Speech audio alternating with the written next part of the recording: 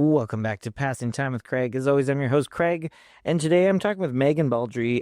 Megan and I have known each other for a few years now, so I was excited to have her on the pod. It was a great time catching up with her. We're going to talk about Much Ado About Nothing, taking on Shakespeare, what she loves about a role that she's wanted to play for a very long time, and the theater scene in Calgary, and she's also a voice actor, so we're going to talk about that and just all the fun stuff. It was great chatting with her, so I hope you enjoy my chat with Megan.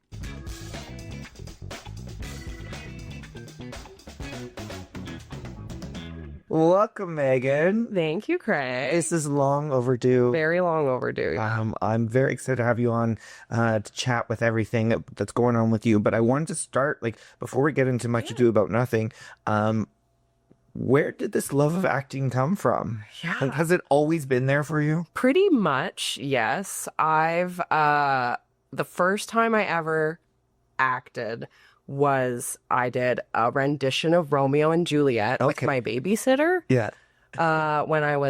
Before I was in school. Yeah. And we would put on plays for my parents when they came home. She was like a girl who was like 7 years older than, she was like 12, like early, the 90s when babies could watch babies. Yeah. And they didn't have to take first aid courses or anything like that. Just like neighborhood kid watches me. Yeah. So we would put on plays for my parents or when they got home. Yeah. I remember distinctly doing Romeo and Juliet. I don't know how that worked out for me being 4 years old or 5 years old.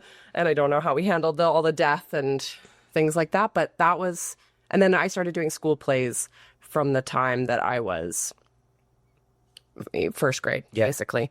And so I've always loved performing. I used to sing in choirs when I was younger. And yeah, I've acted since right out of the womb, feels like. Yeah. Yeah, so it's just always been there. And did I read you graduated with honors as well? Yeah. So I went to, when it came time to decide what I was going to do, I did have a lot of options. I'm a pretty smart person. I got good grades. I could have really done what I wanted to do. Yeah. Or gone into whatever program I wanted. And I decided the only thing that was going to make me happy was to give the acting thing a go.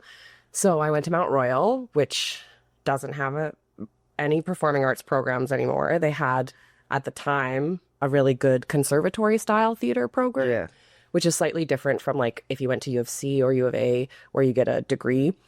It's me and 19 other late teens, early 20s, and we're in 7 classes a semester doing plays, and where we all are in class together all the time doing voice lessons and movement lessons and acting lessons and theater history. And so I almost failed my first year, actually. My first semester, I was told I was failing one of my classes. And if I didn't get my grade up, that I wouldn't be able to continue the program. And I said, well, I'm not going to give up. So I pulled my grade up and I ended up graduating with honors. So let me ask you, when you decided, because we all are creative and imaginative and love doing plays and playing games and make believe as kids, but then when you decided, no, I'm gonna take a swing at this. I'm gonna do this professionally. I'm gonna go to school for it. I'm gonna learn. Were you excited? Was your family this is good, this is important, or really, are you sure? Maybe not this finance. It's more the second one, and it's less about I didn't really have the weight of family expectations. I come from very blue collar people, right? My mom grew up on a farm. My dad grew up in Penticton, which is actually where I grew up for quite a few years as well before moving to Calgary. But my dad was a mechanic, and my mom she did go to SAIT, but it was for admin work. So it's I come from a very kind of modest. We were pretty poor growing up, and because I had good grades and I could have done something more lucrative. Yeah, that was really the they were always supportive or like at least indifferent to that. Yeah. But I do remember because my brother actually helped me pay for university. Thank you, Russ. He said, I'll pay for like you pay me back when you make over 60,000 a year. Also, thank you, Russ. I have not reached that yet. We're working Yeah, on it. yeah. We're getting there. So that loan will come due, hopefully. Yeah. And he's like, yeah, whatever you want, whatever program you want to go into. I was like, okay, well, I'd like to go into a theater program. And both him and my mom were like, engineering? And I was like, no. And they were like, you sure? Yeah. And I was like, no, a theater. And they were like, okay. And so that was kind of the only kind of pushback. Right. They've been as supportive as they can be. Like, there's not a lot of creatives in my like professional creatives, although I do believe everyone has a subject they love to do and is creative in a certain way. But there are people that I could consider like you're creative with like numbers and stuff like that. I don't have that. Yeah, me neither. But yeah, they've always been. I feel like they don't really understand it, but they've been good about it. But yeah, there was a little bit of like, but you got good grades. Yeah, you got good grades, and you could go and do whatever. Yeah. But and I'm like, yeah, but this is what I want. And they were like, okay, yeah, sure. All right, this is happening. So, what was it like to then graduate the program, and now you're okay? Now I've got some credit to me here, and now I'm going out into this world. Was that a nerve-wracking experience? Were you like pumped and ready to really hit the ground, or? I mean, I hoped to, but as with most actors, especially, I graduated university in 2010, so it was right after the first big recession, and but the recession in 2008. One of the first of our lives. Yeah. God, how many things do we have to go through? Don't want anymore. Please, I know, I'm done. But yeah, the recession in 2008 was a big thing because I remember I started Mount Royal right out of high school in 2008, and the year I went there, where they had over 250 applicants for 20 spots, which is like insane. And then the following year in 2009, they were like having people let into the program like 2 weeks in because they like couldn't fill 20 spots because it was like the shift in like people's priorities when the recession hit. That like, okay, we're not going to go into the arts. But I did Shakespeare in the Park right out of university, and like a graduate of honors, and even to this day, like I know I'm a really good actor. I didn't get the work that I wanted to right out of school. I still haven't really. I'm still, even 15 years in, kind of existing in this nebulous cusp of like, am I a professional technically? And like, the older I get, the less I care really about what other people might view as my artistic process, or like, am I an emerging artist? Am I mid-career? Am I established? And it's like, I basically like left school and I worked full time. I worked retail. That was what I worked right out of school after I finished Shakespeare in the Park, and I auditioned around my schedule. I did community theater, plays in the evening. That's where I met the Full Circle Theater team, which now I'm a part of their creative team, doing Midsummer Night's Dream, just like community theater style, and trying to, make it work and make work and survive. Like I said, I come from a pretty poor family, so there wasn't really any sort of safety net. So it is difficult. I think that's where a lot of beautiful creative careers go to die, is like trying to survive while maintaining. So there's been ebbs and flows where sometimes I've been more creative. I've actually been free, like full-time, making it work artistically, no full-time job for 2 years. Wow. But, I was like 32 when I took that leap. It's difficult. Like when I really like transitioned into just like event hosting and entertaining and everything like that, it's a big leap. And I also don't come from money. I don't have that like safety net whatsoever. And I am, people are like, wow, you're really hustling, Craig. And I don't get me wrong, I love hosting events and I would do it every single night of the week because I could.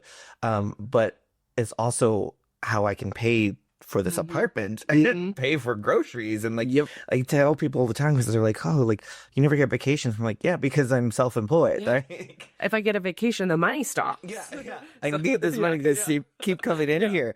But you know, you just gotta like, it's that, sometimes it's that drive though that just helps you. Yeah, so I'm in one of the busiest times of my life right now because I am on actually a contract with a music and sound studio in town. Their admin and casting coordinator is doing Legally Blonde. Oh. So they're very supportive, and they were like, "Well, we need someone to like we don't want her to have to leave." Yeah. And they're like, "We need someone to like fill this admin position." So I'm actually doing a full-time job for 4 months, as well as Much Ado on top of that. And I was also I teach. I'm like an arts educator as well. I teach theater and I teach voiceover, and I'm like an acting coach. Yeah. And I am doing all of those right now. As of last Saturday was my last teaching gig for the summer, which is good. But I've been working like 6 days a week. Yeah. And now rehearsals in the evenings.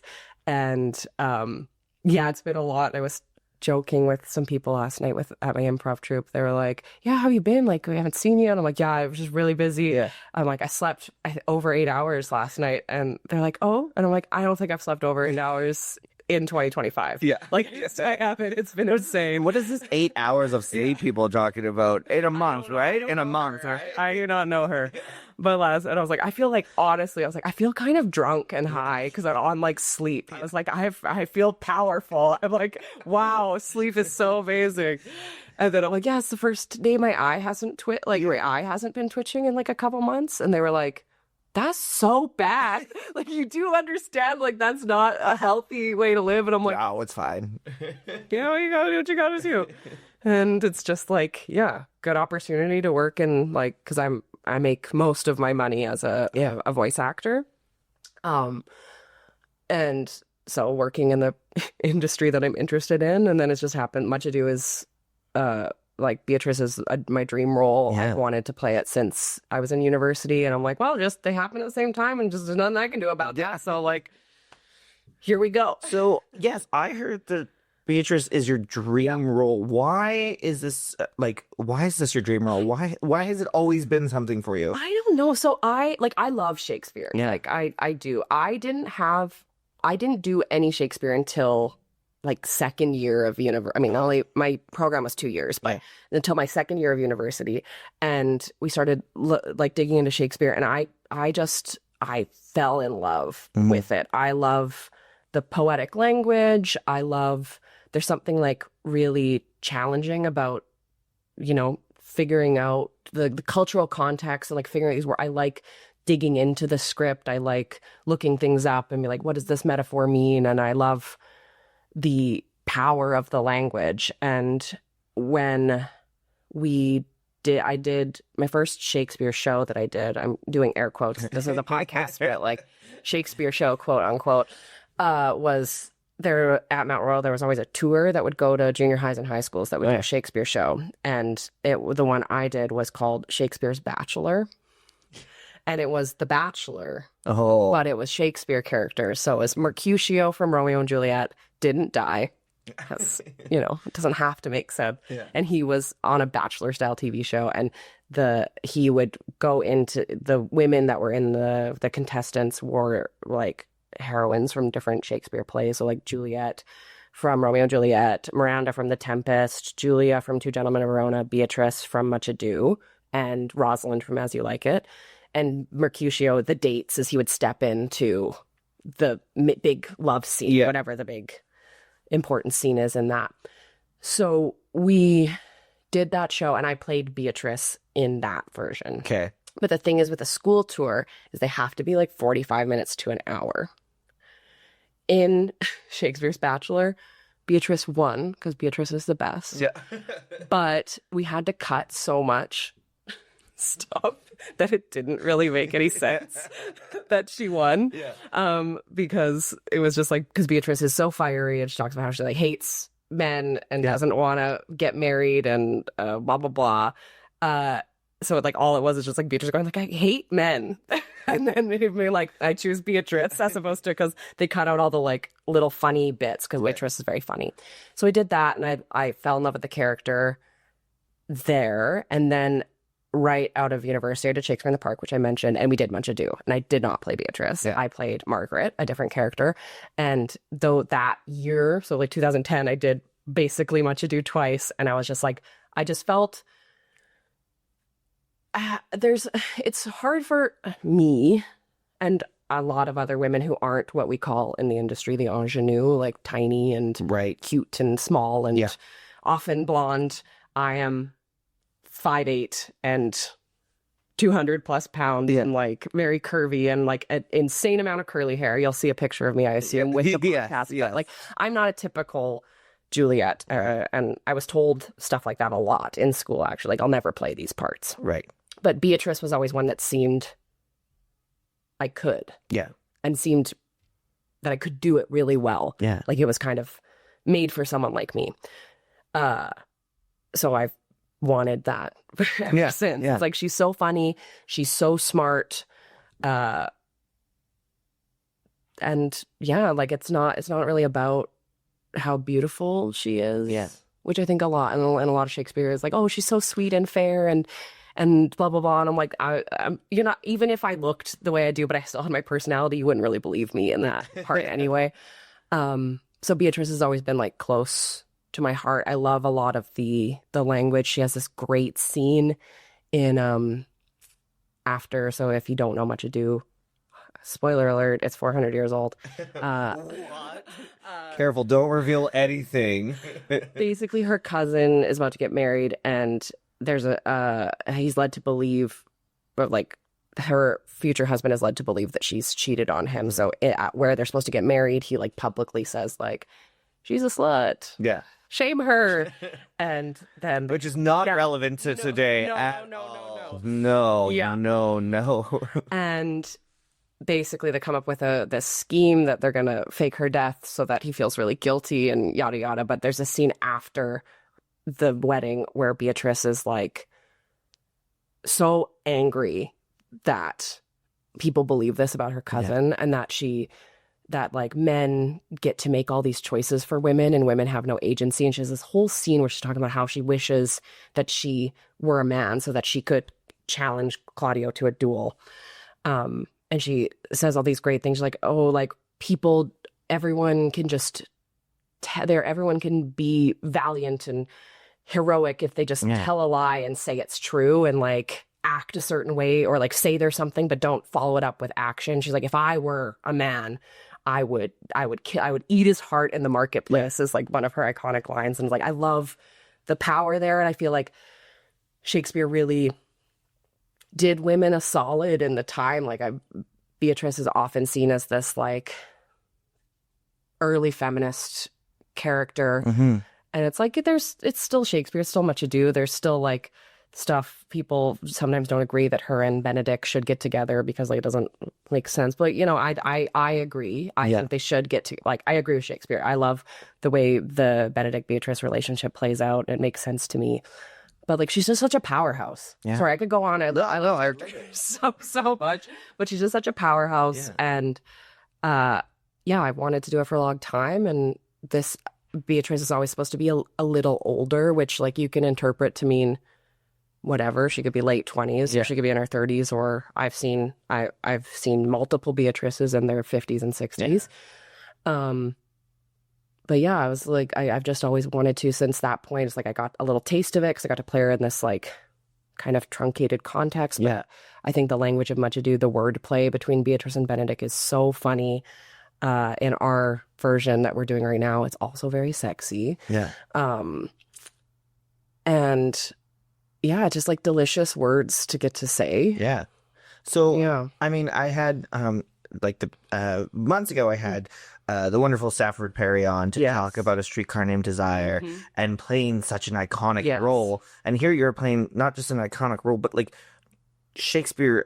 Everybody knows Shakespeare. Everybody's done productions of it. So how do you really like, do you when you're finally cast as Beatrice for this production, for example, did you just kind of go back to other productions? Did you block your mind? Do you want to, like, 'cause you want to make it your own, right? But you want to honor everybody who's come before you in the past 400 years of this play. Yeah.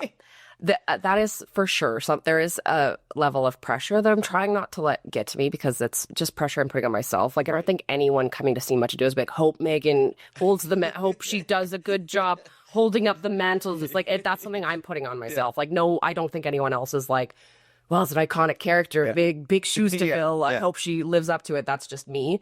But I'm not the type of person who seeks out watching other productions, but because I love Much Ado, I have seen so many. Yeah. So or even being part of it. I was in it. 2010 as Margaret. I love Emma Thompson's adaptation. I'm a big Emma Thompson fan. I currently have a digital background vision board that I made at the beginning of the year. It's my phone background, and Emma Thompson as Beatrice is right in the middle, because I knew we were going to be doing this.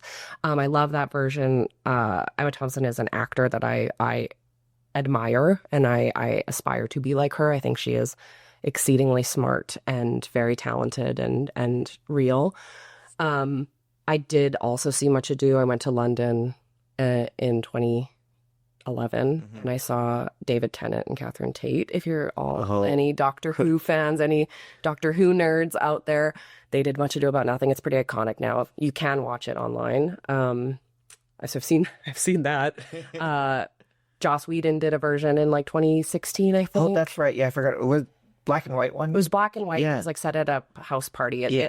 For all of Joss Whedon's character flaws, it's a good adaptation, I think. I've seen it. I've seen it a lot. So there is, I think, some of that will seep in, but it's also like the writing is so tight that it's like there's not. I feel like what I bring to it is what's going to make it different. I don't think there's like, I'm not looking to diverge from what has come before, whereas I think Beatrice is so well written. There's not like 18 different interpretations. Yes.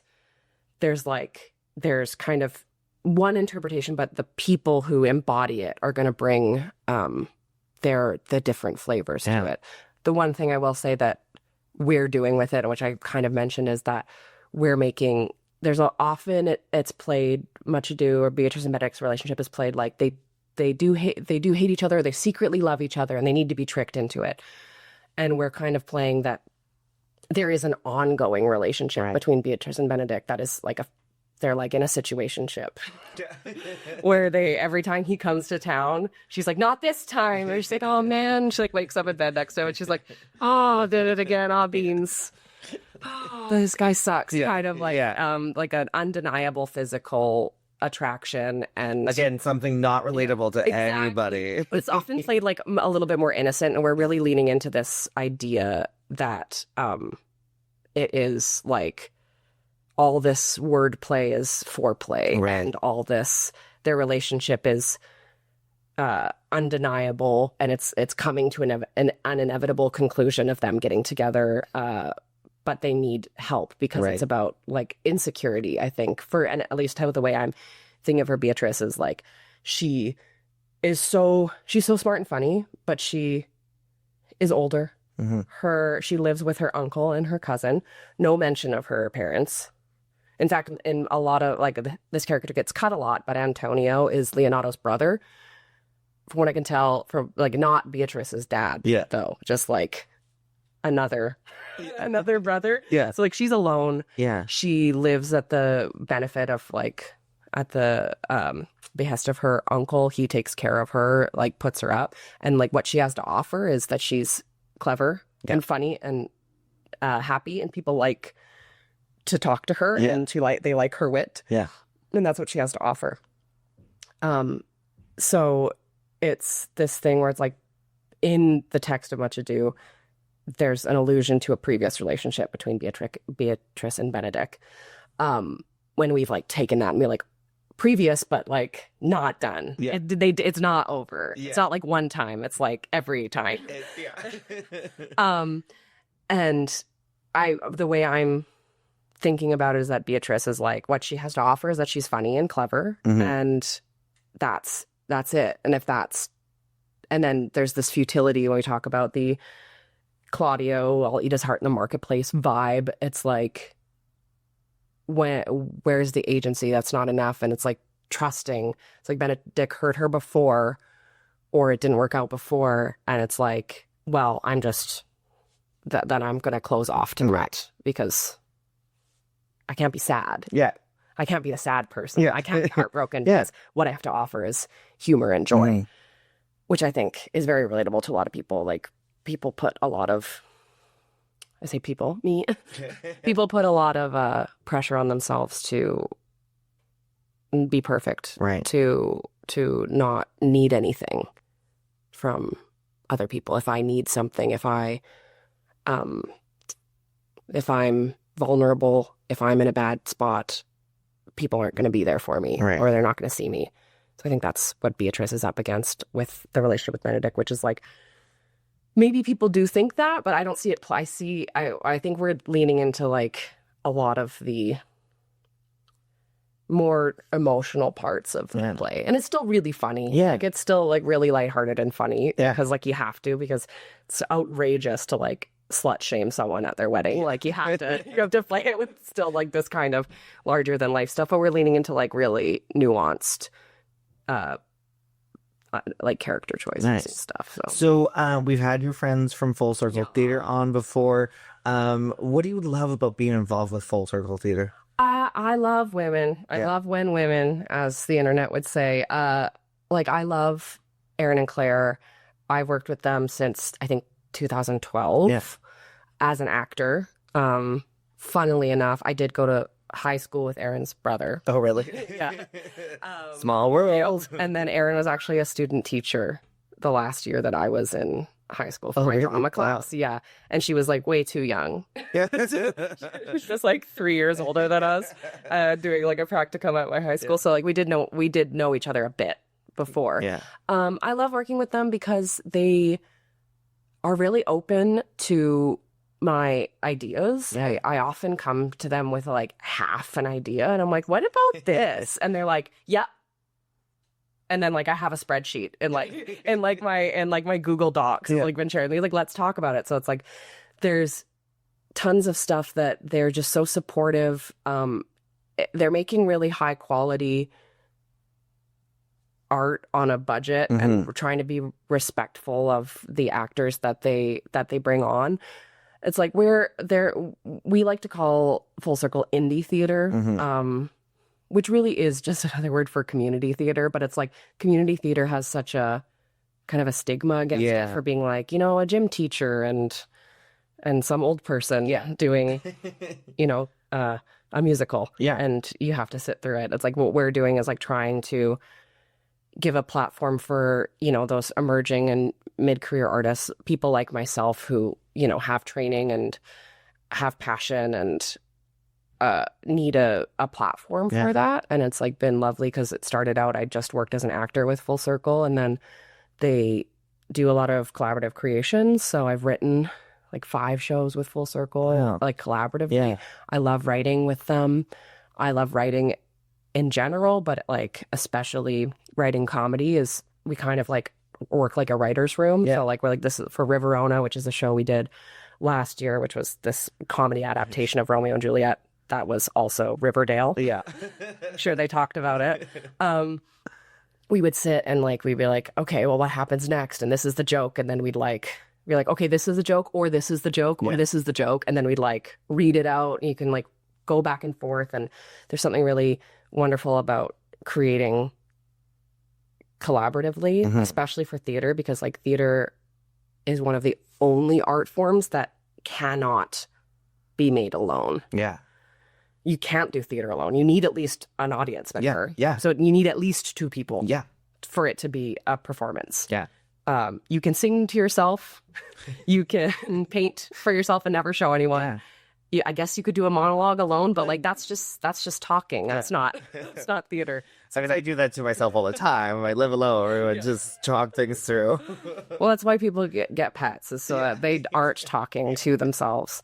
But yeah, I love the collaborative nature. I love supporting. I love the mandate of like supporting women and non-binary artists. Yeah. Because it's like that's a big thing. Is like all the big houses in the city still to this day, I think, over program a lot of male centric shows, and it's like there's so many great women in this city, so many great women of so many different ages, and like giving them a platform. There's so many stories to tell. So many stories to tell, and it's like, yeah, and Erin and Claire have always been supportive with any kind of thing I've brought to them, which is like the idea for River Rona, and then we worked for 3 years like making that happen. And Shakespeare's, I was like, what if we did a Shakespeare themed salon that was like, and Aaron was like, yeah, and then we just started doing it. And we're like hoping to create I'm not sure if I'm allowed to talk, sorry if I'm not, Aaron. We're trying to do like a summit for women and non-binary leaders in indie or non-professional theater is what we're calling it, where we want to make sure that we can support each other, because as with how Full Circle came about when Aaron and Claire started, is they wanted to do plays, and young women, there's not that many roles for them, so they wanted to make the roles for themselves. And that's happening again. And so we're seeing a new wave of like all these little theater companies run by women and non-binary folk because they want opportunity. Yeah. And I'm like, but now there's like 7. Yeah. And it's like, okay, well, like, let's not let this become contentious. Right. Like, let's not let this be a battle for resources. How can we support each other? Full Circle has now been around for over a decade. So it's like we're kind of the mentors in an indie theater context. And it's like, I want to make sure that these women and non-binary folks get the opportunity that they need and like not fizzle out and not start getting angry at each other, which I hope wouldn't happen. But it's like there's sometimes there's just you don't want to step on toes with like sharing like trying to get space is really hard with the closure of evergreen community spaces, which is like devastating for the community. It's like there's limited resources, so it's like, how can we share them? And how can that be supportive? And I said that to Erin. I was like, I was thinking about this. And then that's the one time that the next, like within an hour, I had a Google Doc with like, with like thoughts and ideas in it. And that's how it started. I love Google Doc. I mean, that's where I always have like different event ideas. And I was just like, let's put them there and keep track of them. And like, what can I do?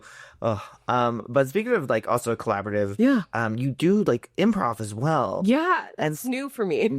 I mean, were you excited to try that? I really was. This is gonna sound like a brag, and like, sure, maybe it is, but when I started, this is my first foray into improv this year. I'm with a troupe called Winging It, which is D&D/fantasy themed improv, like a bit of Whose Line Is It Anyway stuck in, because it's kind of like we have to play games in order to solve some of the puzzles in the dungeons and stuff that you're doing. When I told people, I'm like, I've never done improv before, like even people who know me really well, they're like, that surprises me. Like I'm just kind of a boisterous person and I love to laugh, and I'm pretty quick. When we were doing Riverona, we allowed a lot of improv to seep in. We were encouraging of people to like make jokes and stuff on stage.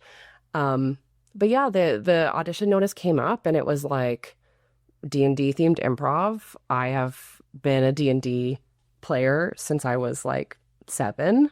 So you know it, at least. Yeah, my brother is 9 years older than me, and he would have to look after me a lot, obviously, because he's 9 years older than me. So that's his job. And to get through that, he would run D&D campaigns with me as like a little 6-7-year-old. He'd make like little ones and play D&D together. So I played D&D most of my life. And I had, with improv, I had actually auditioned for Dirty Laundry not a couple years ago. The pandemic, I know. really more twice at the time. But because I was like, this would be fun. Yeah. To do long form improv where it's like you play a character and the character is. I find improv to be a great marriage of writing and performing, and you're just doing it at the same time. So yeah, this audition notice came out for Winging It. They were looking to create a new troupe, and it was like, we're looking for improvisers, D&D nerds, or theater performers. You don't have to be all three. 2 out of 3 ain't bad. Yeah. Is like what it said, and I was like, I'm 2 out of 3.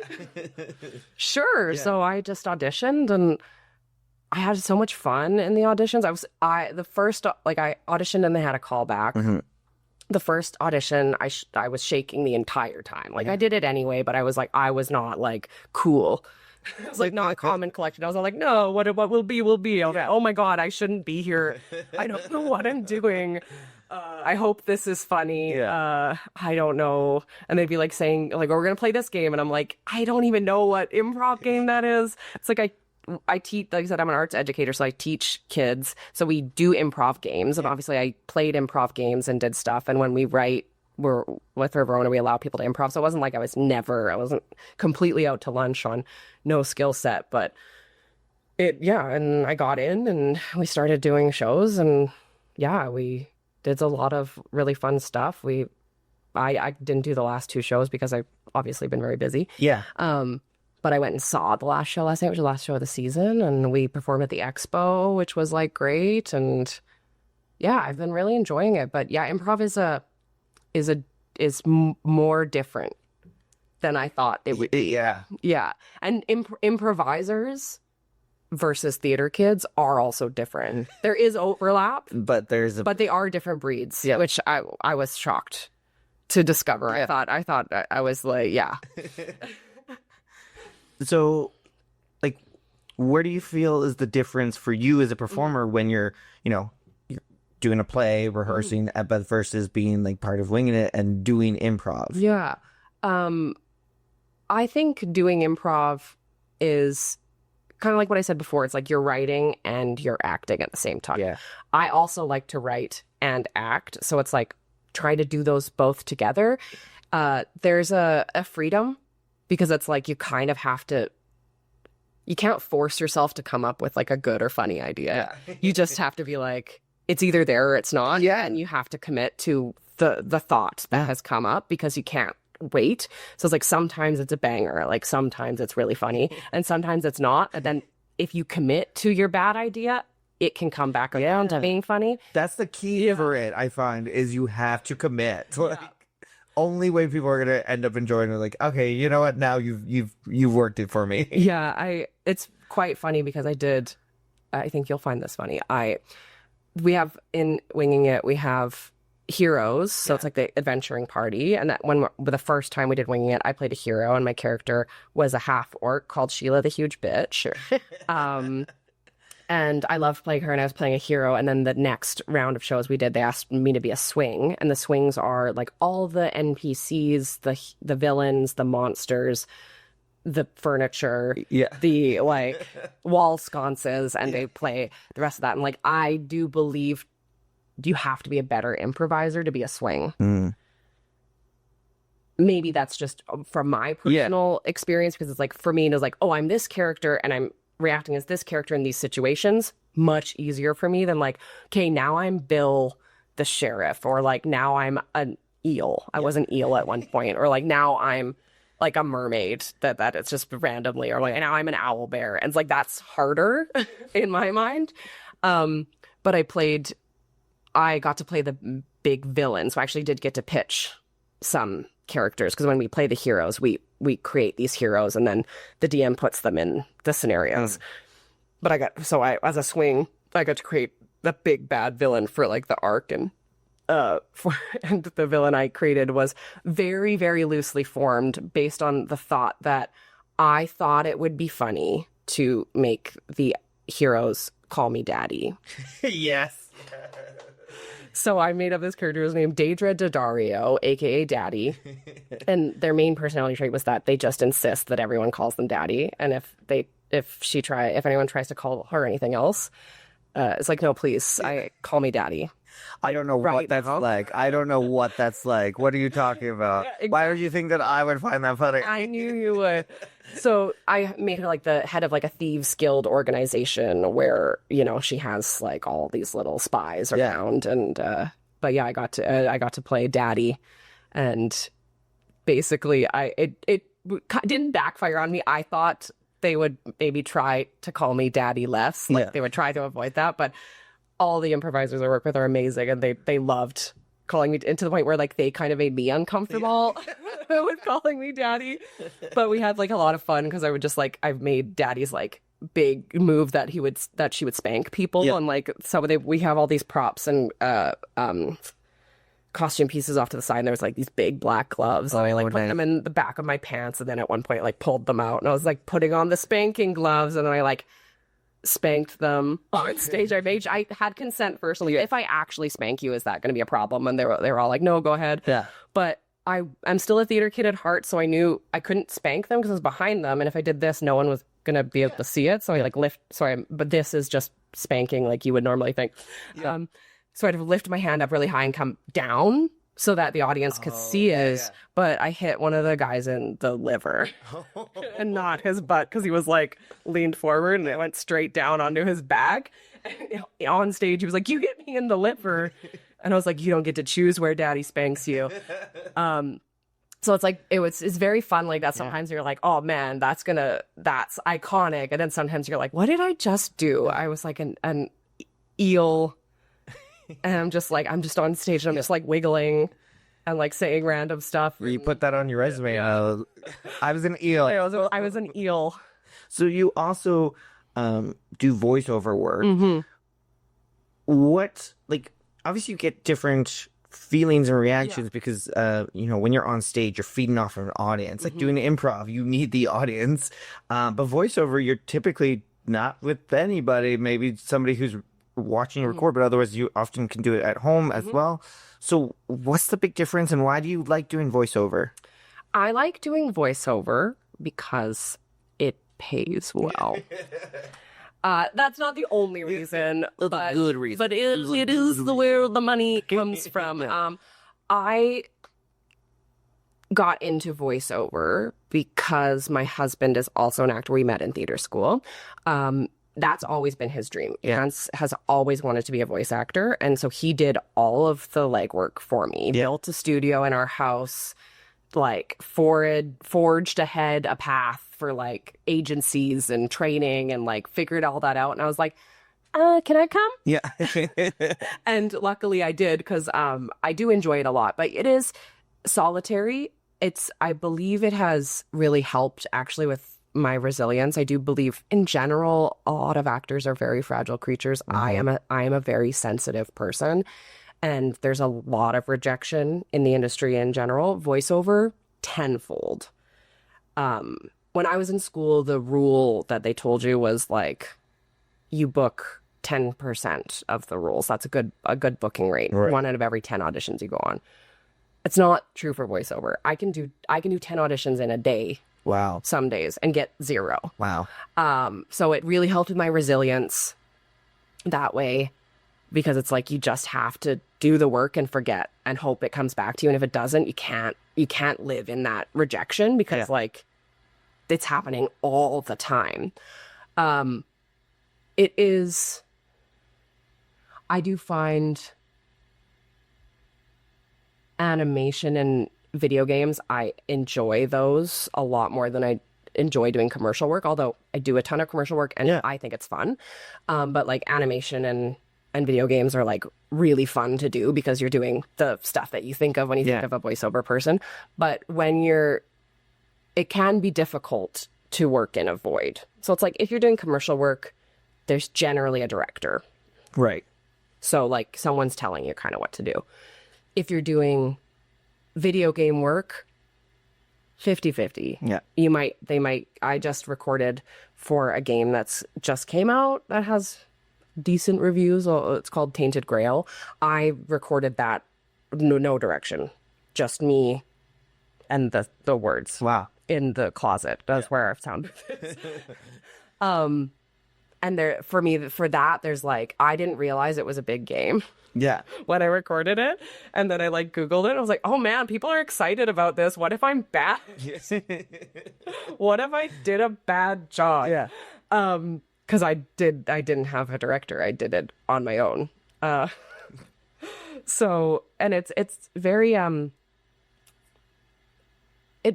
self-conscious, and like now I teach voiceover now. So I started, like, I've been teaching theater for a few years, and the sound studio that I work at, they were like, oh, you teach theater and you work as a voice actor here a lot. Would you like to teach classes here? And they trained me, and I'm teaching adults and kids voiceover now. So I'm like less self-conscious because I'm exposed to it more, but it's like, there's a lot of weird shit you have to voice when you're doing video games. Like a lot of, they call it like, reactions or exertions. So it's like running, hitting, jumping, falling, dying, screaming, being hit, all that stuff that needs to be voiced. And all those things are stuff we don't consciously make noise for. Yeah. If you're hit, you're not like, better make a being hit noise. So you have to like figure it out. Yeah. Well, because sometimes you get hit in real life and you're just like, the wind gets taken out of you, so there's silence. But you can't. But yeah, you have to be like, okay, what does being hit sound like, and like where is usually just like being hit. Yeah, I need like 3 hit reacts, and then but you have to get very specific. So you have to be like, okay, well, like, am I being punched, kicked, stabbed, bashed on the head, in the gut, on the arm, like where? And you have to figure out what that sounds like, and it's humiliating. Even when you're alone, I found it to be like one of the most difficult things. It makes you feel so self-conscious. And you have to listen to it back. You have to disconnect from it being you, which I try to teach my students a lot. It's like, you have to find the objectivity. It's like I said, I'm a very sensitive person. I'm very hard on myself. So like when I listen to stuff back and it doesn't sound exactly the way I want, I'm like, oh, I suck and I'm the worst and who let me do this? Yeah. And it's like, voiceovers has helped me be more objective about my own skills and be less worried, which I think if I wasn't a voice actor, I don't think I would have been able to transition as easily into improv, because like you do have to kind of turn off that critic.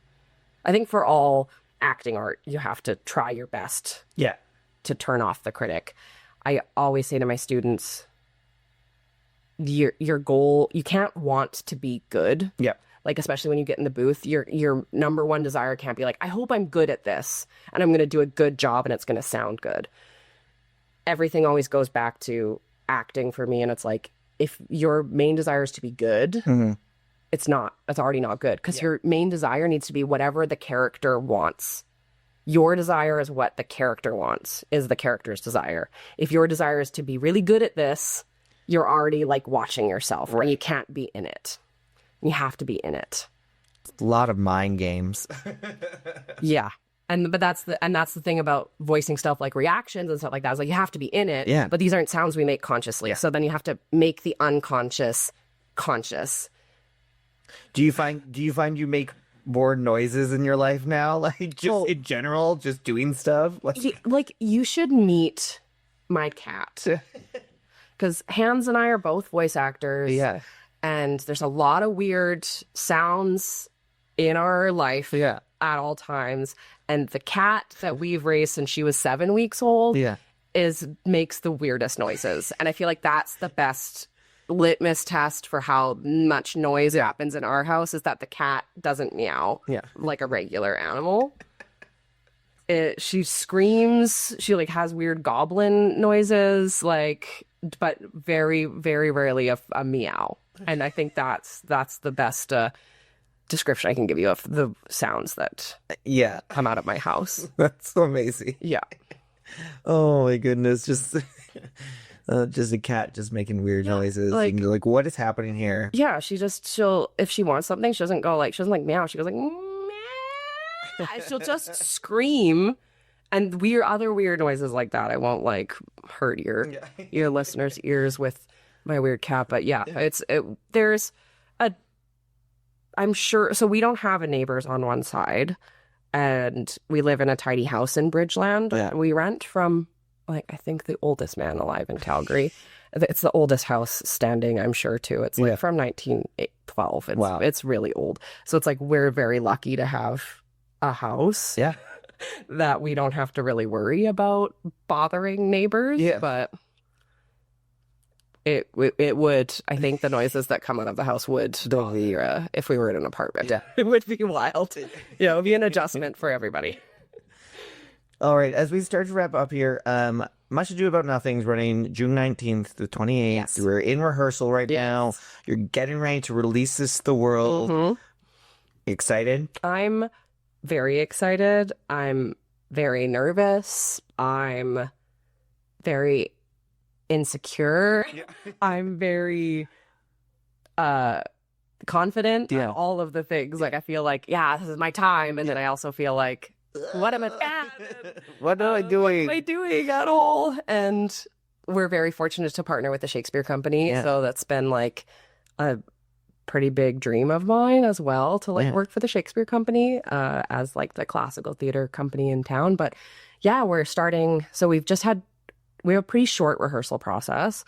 So the director has asked a lot of people to come in prepared, and like, you're always supposed to come in prepared. But like, supposed to. yeah. Okay. But this team really did. Like, from the first read through we did on the 19th of May, I was like, wow. And like, we have mixed experience levels too. Like, we have playing the role of Dogberry is the artistic director of the Shakespeare Company. Oh, wow. He's like in it. And there's people like in the mid-career who have done a ton of Shakespeare, like myself. And then there's like emerging artists. And then there's like a guy who hasn't done Shakespeare since high school, and he's like in his 60s and like a realtor. Yeah. And it's like we have like this swath of experience. And I was just so impressed during the read-through. I felt like people really knew what they were saying, which is not a given when you do Shakespeare. People were coming in with choices, which is difficult. We always in the theater we talk, make big choices, make big choices. That's like a thing you'll hear all the time. And it's like most people just don't. Yeah. And like everyone kind of came out swinging. And we're doing our first run tomorrow. So we've blocked everything, and we're gonna run through the show tomorrow. And then, yeah, that's going to give us a good view of like where we're at. Yeah. I'm very excited. And what do you want people to know about this performance and this play? Like, those last minute elevator pitch to get people to come out to it. I just think it's going to be a Much Ado I've never seen. Yeah. Which is a little bit more grounded, a little bit sexier. And we've actually written a bit and inserted it into so there's a little scene that we've added. I don't want to spoil. We collectively wrote a bit for one of the characters, because she doesn't have a very satisfying conclusion when you view it from a modern eye. And you know what? Shakespeare's been dead for 400 years. And so if he has a problem, his dead ass can come and say it to my face. But we're going to have bigger things to talk about that. It's a zombie apocalypse. But so it's more grounded. I think it's sexier. I think if you're interested in Shakespeare, we've changed it. Like the cuts that John has made, like the adaptation he's done, and the new text that we've added collectively, I think are really cool. So it's a bit of a different vibe. Yeah. The shape of the show is not the same shape that I've seen previously. It's still really funny, a lot of really great performances, really great Calgary actors that aren't often seen, and some who are. Yeah. we got some great people who are like doing well as well. But yeah, it's going to be a really fun time, and there's no Shakespeare in the Park this year. Oh. So then this is your Shakespeare. This is your summer Shakespeare. Summer Shakespeare. In the dark. Yeah. With some booze. Yeah. Perfect. Sign me up. Come on. Yeah. Oh, that sounds awesome. Which leads me to my final question. I always like to ask guests to tell me something awesome. So Megan, tell me something awesome. Tell me something awesome. Oh, this is a lot of pressure. No, improv. Just talking about how good I was at it. I think something really awesome is that it's Pride Month. Yeah. And we're in Calgary, and we're in a generally conservative province. And I think the same way that we have a great theater and artistic community here, in spite of the challenges we face from legislation. I love the vibrant LGBTQ plus community that we have here in spite of all the challenges that face people in Alberta that are different. And I love that. And let's have a good Pride Month. Oh, yeah. It's going to be great. Yeah. It's going to be awesome. It's going to be wonderful. It's going to be good. Gorgeous weather. I'm hoping it continues this way. Absolutely. And that's great. I just love the rebellious nature of being queer and or an artist or a queer artist in Alberta. That's awesome to me. That is the resistance. Yeah. Oh, I love it. Well, I'm so excited about Much Ado About Nothing, June 19th to 28th. Yep. Check it out. Tickets available now. So go buy. And thank you for finally coming on the podcast. I'm so excited this could happen. To be here. Yeah. Great. Well, this is great. And we'll chat soon. Yeah, absolutely.